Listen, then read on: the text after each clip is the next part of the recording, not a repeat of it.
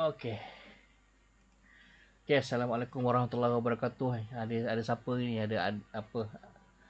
Ada Afif dengan Aina. Okeylah, tak apalah. Kita buat hari ni kita recap balik apa yang kita belajar dalam minggu lepas, Kita dah baru saja masuk topik tamadun Islam, Okey, jadi apa yang kita belajar minggu lepas, kita akan buat buat recap lah, Kita buat kesimpulan sikit apa yang kita dah belajar. Okay, tentang pengenalan tentang macam mana tamadun Islam ni bermula. Okey. Jadi kita kena pasti dululah masyarakat Arab ni sebelum daripada kelahiran Nabi Muhammad sallallahu alaihi wasallam. Okey, apa keadaan masyarakat Arab Okey, jadi kita cari kesimpulannya pada zaman sebelum itu. Okey, sebelum kelahiran Nabi Muhammad sallallahu alaihi wasallam, tanah Arab ni, okey, ialah sebuah tanah semenanjung dipanggil. Ni semenanjung ni. Semenanjung ni termasuknya tanah yang menganjur daripada daratan ke laut. Macam Malaysia. Malaysia pun semenanjung juga. Okey. Jadi dalam tanah Arab ni ada satu wilayah yang bernama Hijaz. Okey. Dan Hijaz ni ada 3 kota. Dalam wilayah Hijaz ni ada kota Mekah, Madinah dan juga Taif. Dari sinilah bermulanya tamadun Islam. Sebelum tu kita tengok dulu apa keadaan masyarakat Arab sebelum kedatangan Islam, sebelum kelahiran Nabi Muhammad sallallahu alaihi wasallam. Okey. Jadi sebelum ya. Apa dah? Hilang Hilang. tadi. Ya. Okey, tak apa. Balik. Okey, mula Okey. Jadi sebelum kedatangan masyarakat sebelum kedatangan masyarakat kedatangan tamadun Islam, okey. Keadaan masyarakat Arab pada masa itu dia huru-hara lah ataupun kita panggil zaman jahiliah. Sebabnya adalah keruntuhan empangan Maghrib. Empangan Maghrib ni lah satu empangan yang membolehkan air sungai dibawa ke kawasan pedalaman, membolehkan kawasan-kawasan padang pasir itu ditanam dengan pertanian lah, jadikan kawasan pertanian. Tapi apabila runtuhnya empangan Maghrib ni, kawasan-kawasan yang subur tadi telah pun menjadi kering lah, jadi padang pasir balik. Sebab apa? Empangan ni telah pecah. Jadi orang-orang Arab ni dia tak pandai nak bina semula empangan Maghrib sebab mereka tak ada ilmu. Sebab itulah mereka ni dipanggil orang-orang jahiliah. Jadi yang membina empangan Maghrib ni ialah kerajaan Sabak. Kerajaan Sabak ni adalah kerajaan yang kalau kita ingat cerita Nabi Sulaiman dengan puteri Balkis. Itu kerajaannya, kerajaan Sabak. Okey. Jadi apabila pecahnya empangan Maghrib ni, bermulalah zaman kegelapan masyarakat Arab. Okey. Cuba jawab. Apa nama 3 ibu kota yang terletak di dalam wilayah Hijaz? Siapa tahu? Bagi satu. Madinah, Mekah. Okey, Madinah, Mekah, Riyadh. dan Riyadh. Taif. Taif. Taif. Madinah, Mekah dan juga Taif. Madinah ni nama lamanya adalah Yathrib. Jadi kalau orang sebut Yathrib pun betul juga. Okey, nama barunya sekarang ni ialah Madinah. Okey. Sama balik. Apa dia jahiliah? Tadi cikgu cakap orang-orang Arab ni sebelum kedatangan Islam, mereka ni orang-orang jahiliah, orang-orang Arab jahiliah. Okey, jadi apa maksud jahiliah? Jahiliah bermaksud daripada perkataan jahala. Jahala ni bermaksud jahil, bodoh ataupun tidak tahulah. Maksudnya apa? Bukannya sebab mereka ni jahat, tapi sebab mereka ni tidak tahu dan tidak berilmu. Mereka tak ada membaca. Jadi sebab tu tak boleh nak bina semula empangan Maghrib sebab tak ada ilmu. Tak ada pengetahuan sains, tak ada pengetahuan teknologi. Jadi mereka ni dikenali sebagai orang-orang yang jahil ataupun maksudnya jahala. Okey, jadi sebab apa? Sebab mereka tidak ada nabi dan tak ada kitab suci. Okey? Tak ada Sejak beribu tahun mereka tidak ada apa-apa panduan Tapi itu bukanlah salah siapa Itu memang dah ditakdirkan mereka tidak ada Nabi dan tak ada kitab suci. Okey, dan juga apabila mereka menerima Islam, ditolak pula undang-undang Islam. Kita dapat tahu daripada cerita-cerita pakcik Nabi, bapa saudara Nabi Muhammad SAW, iaitu Abu Lahab dan juga Abu Jahal. Mereka ni menolak undang-undang Islam. Walaupun telah pun diberi petunjuk oleh Nabi Muhammad SAW. Okey, jadi kita tengok sistem politik macam mana masyarakat jahiliah ni hidup. Orang-orang jahiliah ni hidup dalam kabilah. Kabilah ni masuk kelompok ataupun puak kaum masing-masing. Kalau kita duduk dalam keluarga ni, tak campur dengan keluarga lain. Okey. Mereka ni mengutamakan semangat asabiah. Ni semangat asabiah. Semangat yang mementingkan kaum sendiri, tu orang puak sendiri. Kalau dia puak A, dia tak campur dengan puak B. Dia selalu bergaduh. Dan juga mereka ni saling berebut harta, kuasa dan juga pengaruh. Selalu berperang lah, senang cakap. Okey, jadi orang Arab ni terbagi pada dua. Secara amnya, orang Badui yang duduk di kawasan pedalaman di padang pasir. Mereka ni hidup secara nomad dan juga memelihara ternakan seperti kambing, biri-biri, ada unta lah. Satu lagi adalah kaum Hadari. Puak Hadari ni maksudnya dia orang yang majulah, duduk di bandar, di ibu kota, contohnya di Mekah, Madinah dan Taif. Itu orang-orang Hadari. Okey, orang Hadari ni selalunya kaya lah dan mempunyai perniagaan dan memiliki ternakan. Kita akan sambung lagi, kita akan belajar lagi kejap lagi dalam semasa kelahiran Nabi Muhammad. Okey, jadi ini orang Badui, cikgu dah cakap tadi, mereka ni hidup nomad, menternak biri-biri, tu bertukar-tukar barang. Okey. Dan orang-orang Hadari pula, orang Badui ni tadi duduk secara nomad, menternak binatang. Orang Hadari pula ini berniaga, dan secara rombongan mereka ni dan dinamakan kafilah. Mereka ni akan berniaga ke Syam. Okey, maksudnya mereka ni akan pergi ke Syam dalam kumpulan ramai-ramai untuk berdagang. Dan kumpulan yang beramai-ramai yang membawa rombongan perdagangan ini dikatakan sebagai kafilah. Jangan keliruan kabilah. Lain makna dia. Kabilah maksudnya semangat berpuak-puak. Kafilah maksudnya rombongan perdagangan. Itu orang-orang Hadari. Okey, dan Mekah ketika itu menjadi pusat perdagangan yang utama lah, sebab dia berada di laluan perdagangan di sebelah Laut Merah. Okey. Okey, apa dia masuk kafilah? Apa masuk kafilah, siapa tahu? Apa? Apa masuk kafilah, siapa tahu? Bazli, Adam, tak tahu? Ketua. Ketua. Bukan. Ketua Syekh. Kafilah maksudnya pengembara. Betul. Rombongan perdagangan. Mereka ni berdagang. Ramai-ramai bawa barang dagangan pergi ke Syam lah, ataupun mengembara lah. Pergi ke Syam. Okay, Syam ni tepi laut ni. Cikgu tunjuk nanti. Dia banyak pelabuhan kat Syam ni. Okey, kabilah. Kabilah apa maksud kabilah? Kalau kafilah tadi rombongan perniagaan, kabilah siapa tahu? Boleh. Apa dia kabilah? Dia apa? Dia mementingkan apa tadi? Mementingkan penyebaran. Bukan. Kabilah ni ialah puak. Puak ataupun kaum. Okey. Jadi mereka ni mengamalkan semangat asabiah. Cikgu cakap tadi kan. Dia kabilah ni, satu kabilah dia tidak boleh bercampur dengan kabilah lain. Dia sentiasa bergaduh. Okey. Jadi satu puak ataupun kaum ni, itu kabilah dia. Dia tak campur dengan orang lain. Okey. Jahiliah maksudnya jahala lah.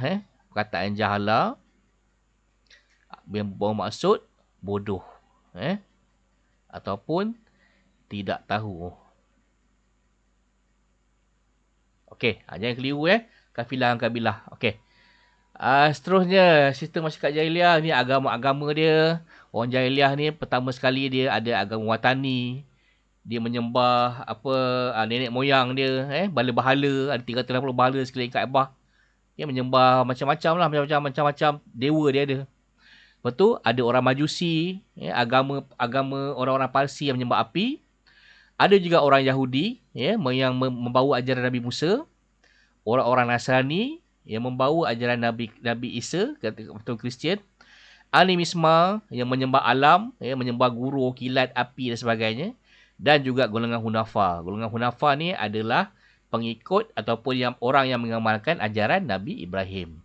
Okey, jadi semua orang ni duduk di Makkah lah, di Makkah. Ini dipanggil sebagai Arab Jahiliyah sebelum kedatangan Islam. Okey, jadi orang Arab Jahiliyah ni ada sifat buruk, ada sifat baik. Sifat buruknya apa? Dia suka berjudi, berzina, minum arak dan juga sombong. Okey. Lepas tu percaya pada ahli sihir. Lepas tu dia memandang rendah pada kaum wanita dan juga memuliakan anak lakinya secara melampau-lampau. Okey. Okey, lepas tu apa sifat baik Ni buruk pula ni, baik ni ada juga sifat baik orang-orang Arab Jahiliyah ni, iaitu mereka ni sentiasa memuliakan tetamu dan sanggup berkorban demi tetamu. Maksudnya bila ada tetamu datang, walaupun musuh dia akan layan dengan sangat baik. Dia akan sembelih kambing yang paling gemuk dia ada dan memberikan buah-buahan yang paling baik dia ada untuk tetamu dia. Walaupun tetamunya adalah musuh dia. Orang-orang Arab Jahiliyah juga menepati janji dan amat menghormati tuan rumah yang dia datang lah. Dan juga mereka ni suka membantu orang-orang musafir di padang pasir yang sesat.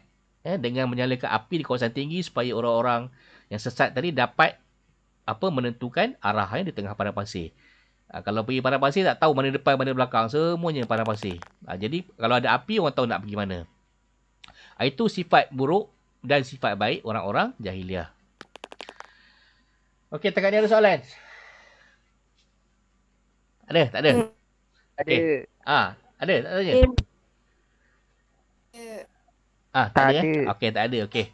Teruskan Okey, kemunculan dan perkembangan Tamadun Islam. Okey, Tamadun Islam ni yang kita tahu bermula dengan kelahiran Nabi Muhammad SAW. Nabi Muhammad SAW ini dilahirkan dalam kelompok Bani Hashim. Bani Hashim ni maksudnya dia punya moyang dia bernama Hashim. Dan keturunan dia adalah keturunan yang melahirkan Nabi Muhammad.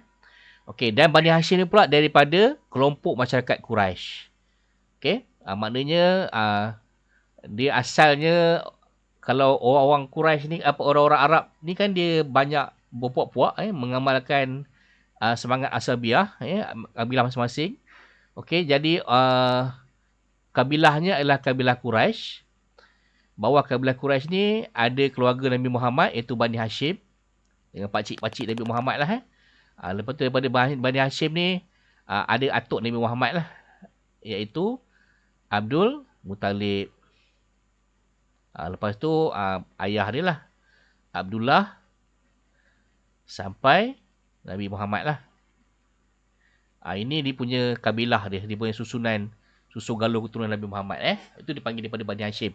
Okey, jadi bila dilahirkan pada 12 Rabiul Awal tahun Gajah, bersamaan 20 April 570 Masihi. Apa yang berlaku pada tahun ni ialah serangan tentera Gajah yang dibawa oleh Abraha untuk meruntuhkan Kaabah di Mekah. Jadi pada tahun itu juga Nabi Muhammad SAW dilahirkan. Orang-orang Arab ni dia tak guna tahun dalam bentuk nombor. Dia guna tahun berdasarkan apa yang berlaku pada tahun tu. Kalau berlaku peristiwa tentera bergajah, dia panggil tahun gajah. Kalau berlaku tentera kura-kura ke penyu ke, dia panggil tahun kura-kura. Itu cara dia. Dia tak diguna nombor. Okey, ayah Nabi Muhammad bernama Abdullah bin Abdul Muttalib. Ibunya bernama Aminah. Okey. Okey, seterusnya. Sekejap. Okey, ni secara ringkas lah. Nabi Muhammad dilahirkan. Okey, ayah Nabi Muhammad meninggal dunia ketika dia dalam kandungan. Lepas tu ibu Nabi Muhammad pula meninggal dunia ketika Nabi Muhammad SAW berusia 6 tahun. Lepas tu Nabi Muhammad SAW dipelihara oleh datuknya. Selepas tu datuknya pula meninggal, dipelihara oleh ibu bapa saudaranya iaitu Abu Talib. Okey, pada masa yang sama Abu Talib ni membawa Nabi Muhammad sallallahu alaihi wasallam berniaga ke kota Mekah, okey, berniaga di sekitar kota Mekah dan ke Syam Lepas tu pada masa yang sama dia juga membawa barang dagangan seorang ahli perniagaan bernama Siti Khadijah, dan akhirnya Siti Khadijah jatuh hati pada Nabi Muhammad sebab sifatnya yang amanah dan mereka pun berkahwin. Itu cara ringkas cerita dia. Okey. Okey, boleh faham Kalau ada soalan beritahu. Okey.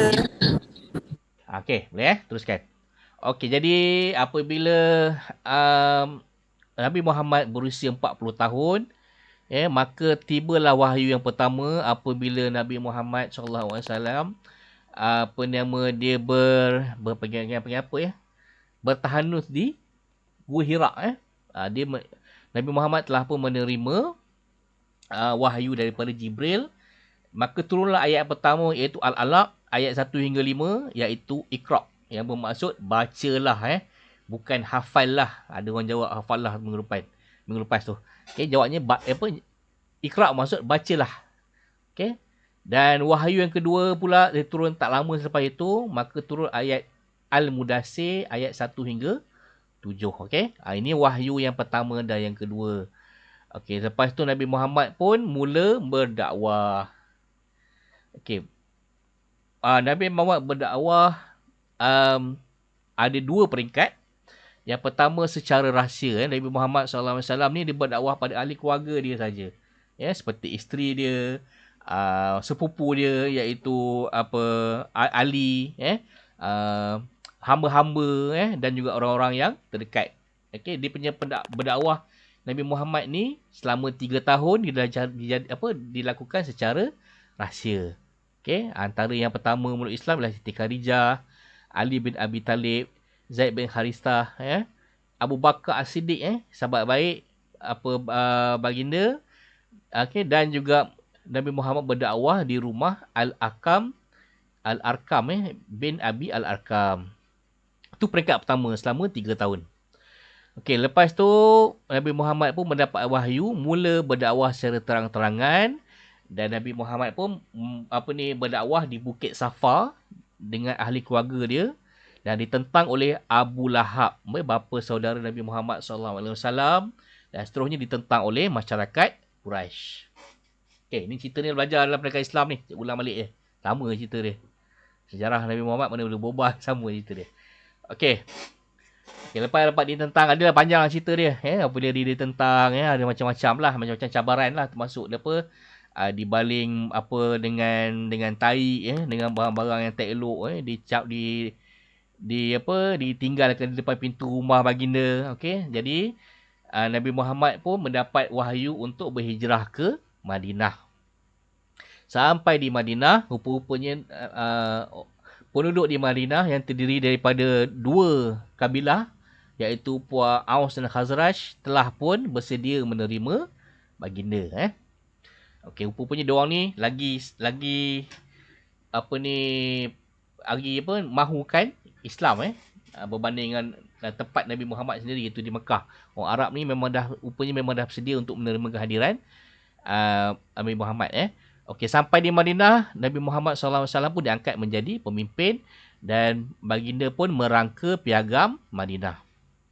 Piagam Madinah ni ialah perlembagaan negara yang paling awal yang kita tahulah yang berbentuk negara Islam.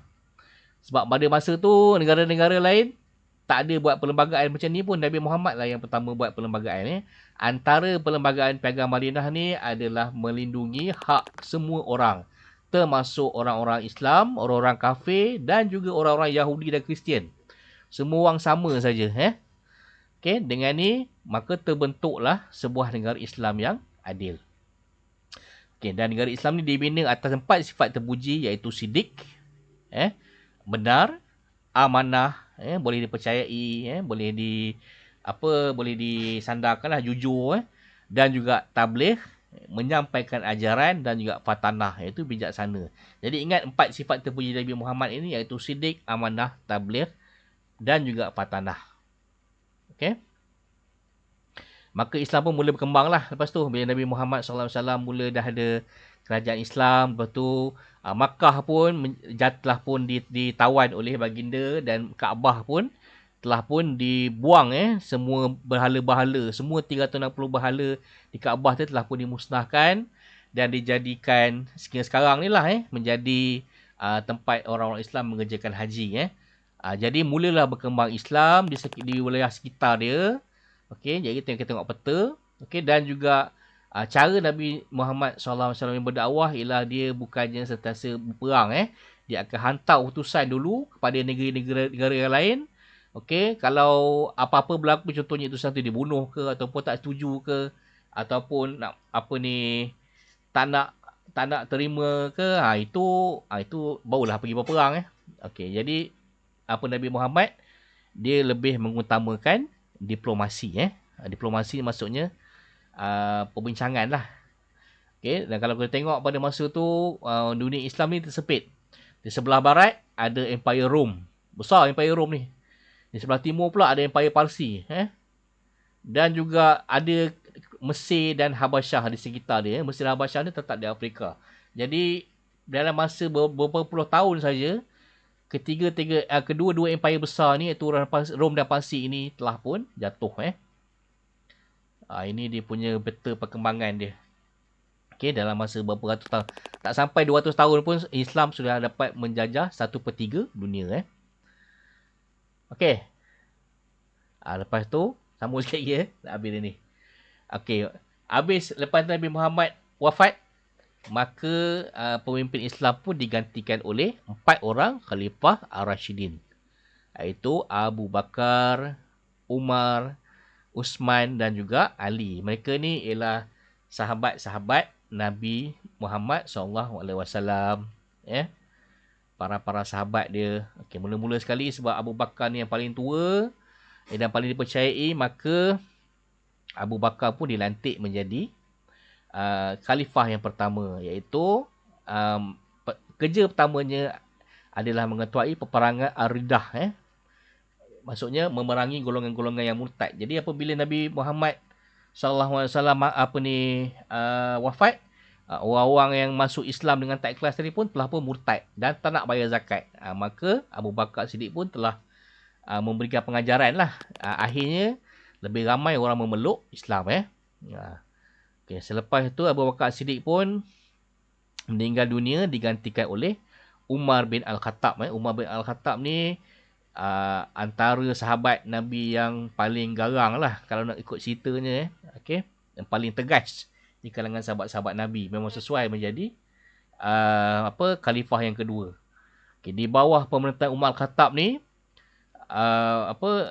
empire Islam telah pun berkembang sehingga ke Syam. Syam ni dekat dengan sekarang ni Lubnan lah. Syria, sekarang ni Syria.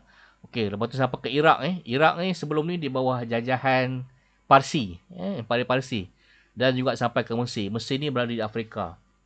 Okey, mana semasa Umar ni Empire Islam semakin besar. Dan antara beberapa perkara yang Umar lakukan, yang pertama sekali adalah dia memecat Parlimen Islam yang paling terkenal pada ketika itu, iaitu Khalid bin Al-Walid, dan digantikan oleh panglima yang lain. Ada sebab, ada cerita dia lah. Tapi tak sempat cerita kat sini.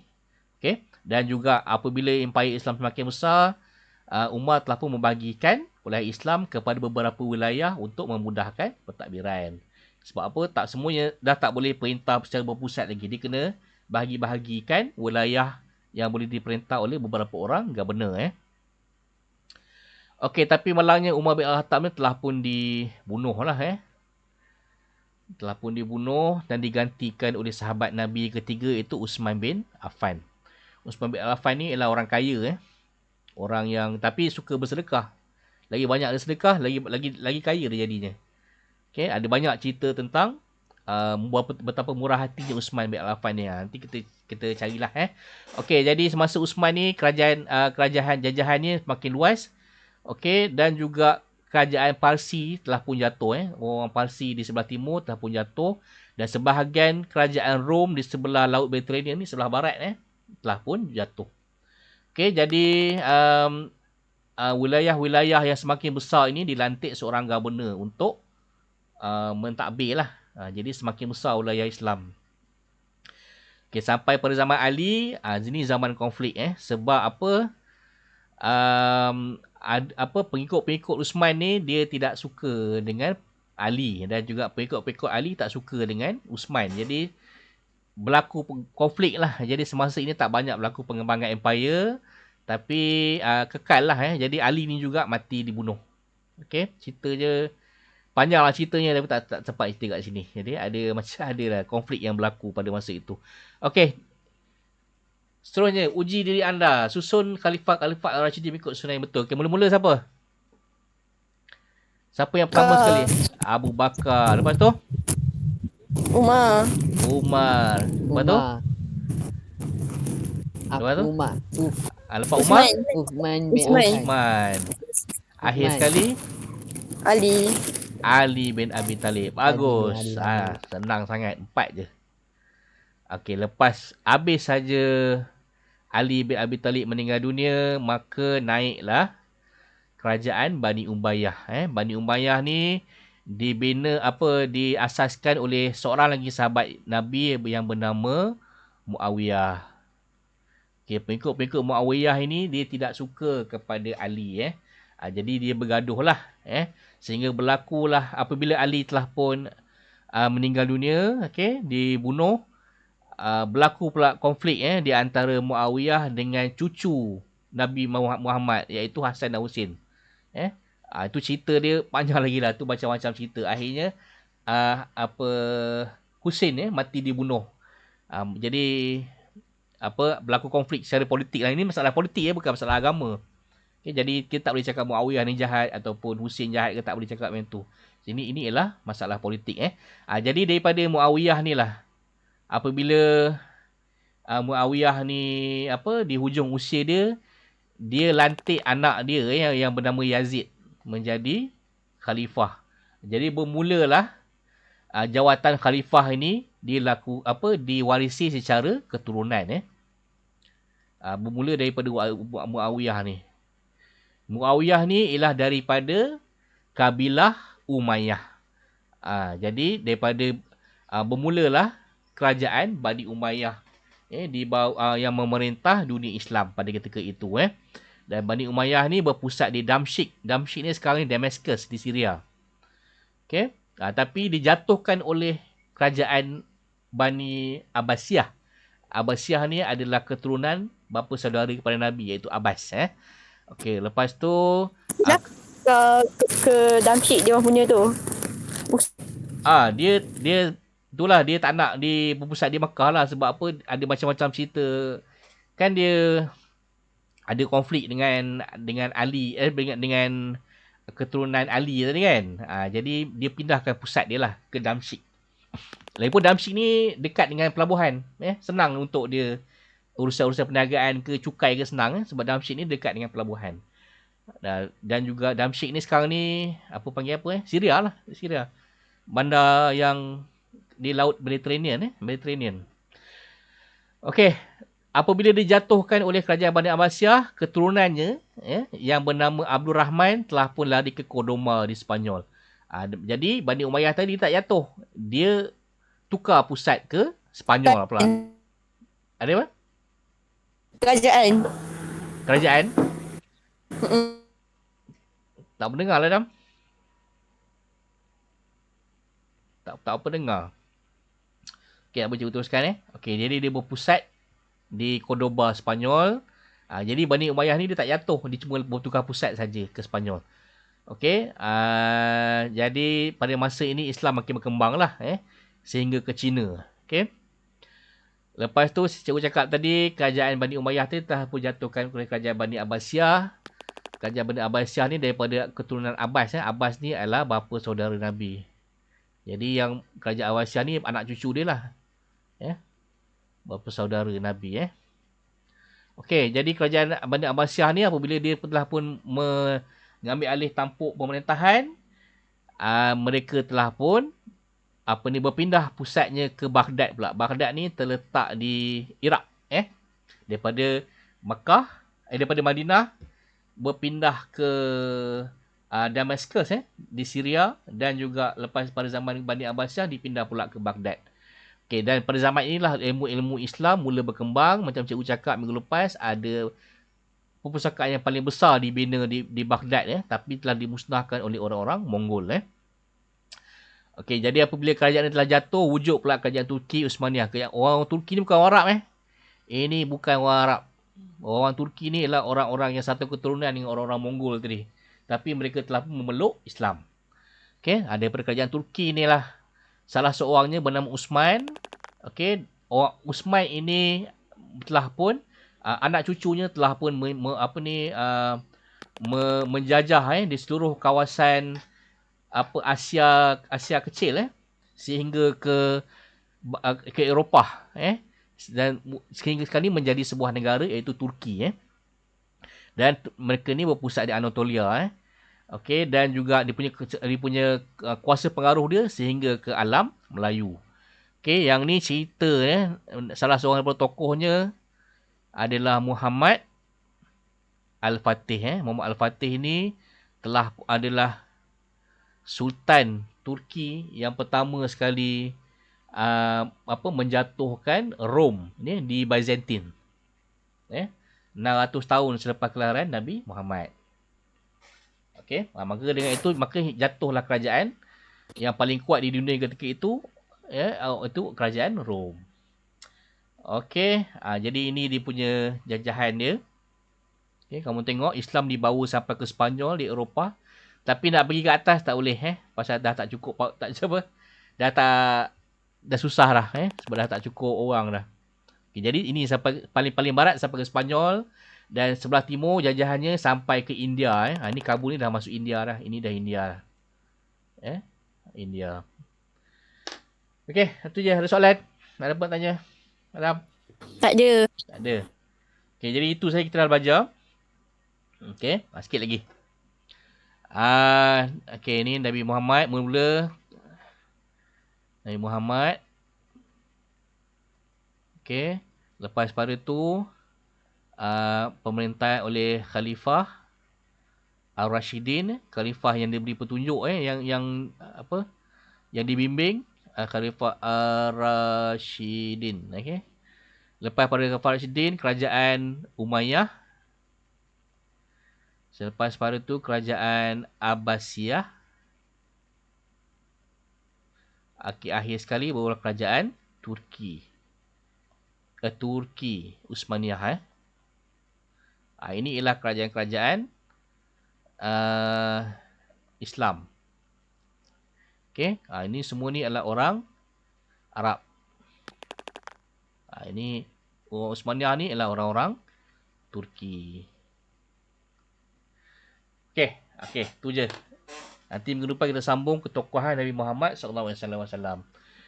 Okey, ada apa soalan? Kalau tak ada, kita stop dulu sampai sini Panjang pula hari ni. Kita recap je. Okey. Tak ada. Okey, assalamualaikum warahmatullahi wabarakatuh. Okey, terima kasih sebab hadir. Yang nanti cikgu bagi latihan sikit hari Khamis ni Okey, jumpa lagi insya-Allah. Assalamualaikum. Waalaikumsalam. Cikgu. Okey, ramai hari ni